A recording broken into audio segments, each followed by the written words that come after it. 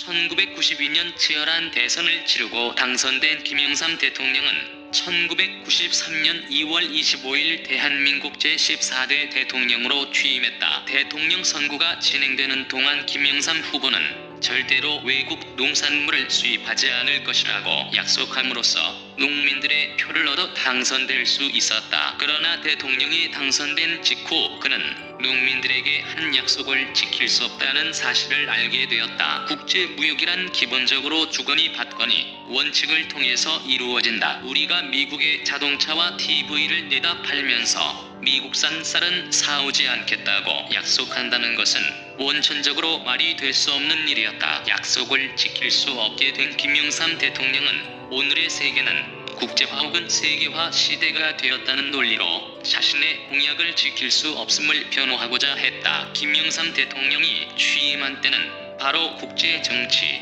경제가 대폭 변화하는 시점이었다. 1990년 45년간의 치열한 경쟁을 끝내고 소련을 물리치는 데 성공한 미국은 세계를 자신이 원하는 방식으로 재편하고자 했다. 소련이라는 장애가 없는 세상에서 미국은 자신이 선호하는 자유주의적 국제 질서를 마음껏 펼칠 수 있었다. 정치적인 국경은 존재한다고 할지라도 경제적인 국경까지 존재할 필요는 없었다. 본시 장사꾼의 나라라고 말할 수 있는 미국은 소련을 물리친 후 세계 전체를 하나의 자유시장 경제체제로 만들어 나갔다. 미국의 학자들은 냉전 후 미국이 만들려는 세계 질서를 세계화라는 개념으로 표현했다. 어떤 이들은 새로이 만들어지는 세상은 미국이 주도하고 미국적이라는 의미에서 아메리카니제이션, 즉 미국화 시대라고도 불렀다. 세계화는 본질적으로 국가 간의 경제장벽이 무너졌음을 의미했고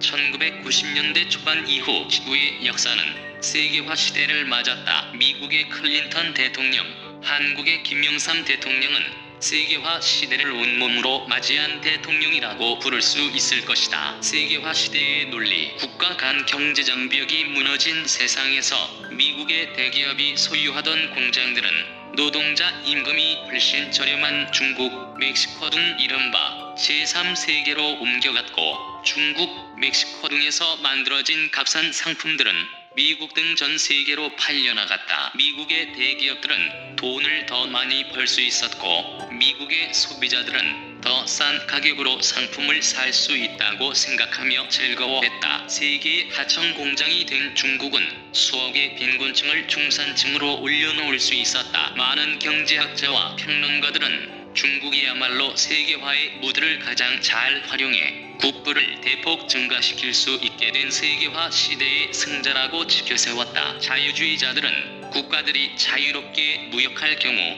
모든 나라, 모든 국민에게 이익이 된다는 경제이론을 자신 있게 설파했다. 1997년 IMF 사태 직후 당선된 김대중 대통령은 놀랍게도 노동자들이 취직해서 일을 하고 월급을 받으면 됐지, 그 회사가 외국 회사이든 사장이 외국인이든 그것은 중요치 않다고 말했다. 세계화 시대의 정곡을 찌른 말이다. 세계화 시대의 논리는 국가가 부자가 되는 것보다 회사와 개인이 부자가 되는 것이 더 중요했다. 노동력이 값싼 외국으로 공장을 이전하는 사장님들은 자기 나라 노동자들이 일자리를 잃는 아픔보다는 물건을 값싸게 만들어서 자기 상품의 경쟁력을 높인다는 사실에 더 큰 가치를 두었다. 소비자들도 마찬가지였다. 국산품 이용이라는 국수주의적 구조는 발붙일 곳이 없었다. 미국 캘리포니아주 한 도시의 고등학교 영어 선생님은 내가 번 돈으로 고장 안 나고 맵시 나는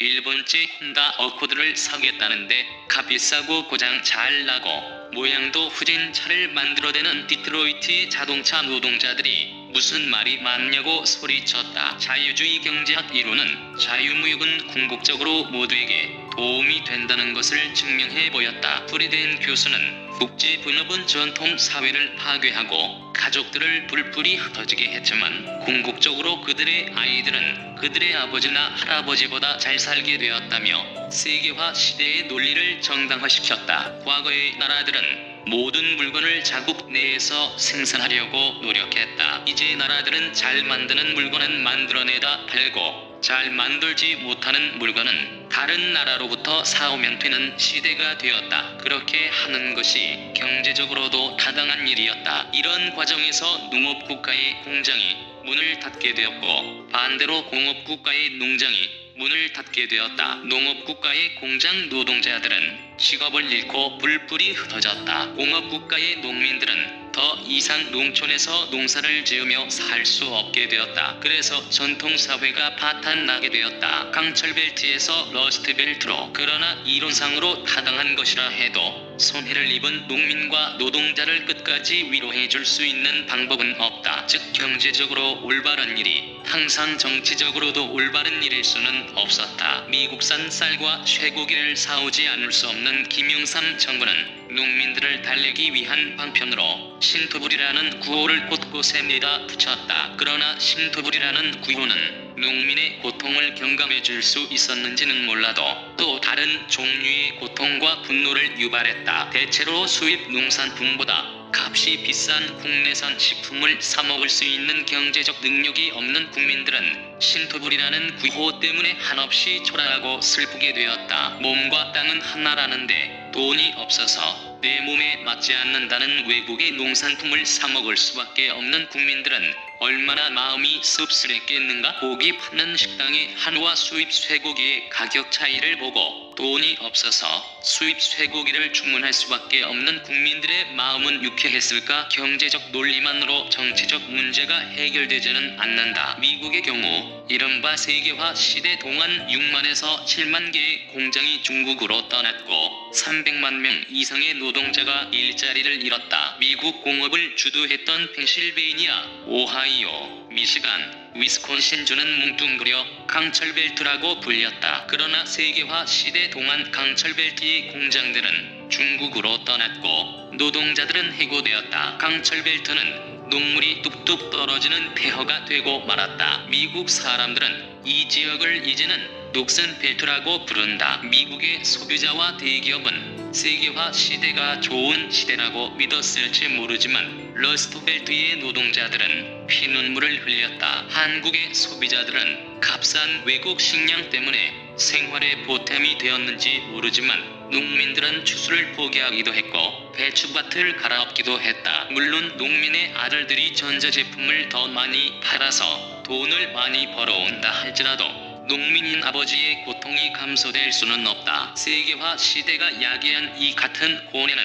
언젠가는 정치적으로 해결하지 않으면 안 되는 문제였다. 문제가 터지는 방식이 평화적인 것일 수만도 없었다. 미시간주의 해고된 자동차 공장 노동자는 선술집에서 술을 마시고 있던 중국인을 야구 방망이로 폭행했다. 미국의 자동차 회사를 망하게 한 일본 사람이라고 오인한 결과였다. 한국에서는 미국 쇠고기를 먹으면 뇌가 숭숭 뚫려 죽게 된다는 황당무계한 괴담도 돌았다. 말이 되지 않는 이런 난동의 배후에는 세계화 시대에서 낙오되고 불행을 당하게 된 사람들의 누적된 불만이 깔려 있었던 것이다. 세계화가 야기한 고뇌는 오늘날 전 세계적으로 특히 세계화를 주도한 나라들 사이에서 더욱 급격히 나타나기 시작한 반세계화 혹은 신민족주의가 발흥하는 계기를 제공하고 말았다. 세계와 함께해서 미국 우선으로 세계화란 엄밀한 의미에서 경제적인 용어였다. 국가 간 경제 활동이 국경이라는 장애 요인을 거침없이 넘어버린 현상을 의미하는 말로서 소련이 무너지고 국제공산주의가 붕괴된 이후 상업국가여 무역국가인 미국이 주도하는 세계 경제의 모습을 표현하기 위한 말이었다. 세계는 자유로운 무역으로 하나가 되게 되었음을 상징하는 용어이기도 했다. 세계화의 대표적인 기구인 유럽연합은 소속 국가를 초월하는 여권까지 발급했다. 그들은 영국, 프랑스, 독일 사람이 아니라 유럽 사람임을 자부하기도 했다. 그러나 비록 작은 부분이라 할지라도 고뇌는 폭발하기 마련이다. 그리고 그 폭발은 놀랍게도 미국, 영국 같은 선진국에서 일어났다. 2016년 미국 대선에서 이변이 일어났다. 억만장자 부자이며 공화당 후보인 트럼프를 노동자들이 적극적으로 지지한 것이다. 트럼프는 일자리를 빼앗긴 노동자들에게 약속했다. 자신을 대통령으로 뽑아주면 중국으로 날아간 300만 개 이상의 일자리를 다시 찾아올 것이라고. 트럼프의 대선 구호는 대단히 민족주의적인 미국을 다시 위대하게 여겼다. 세계가 함께 잘 살자라는 말은 웃기는 것이라고 주장하며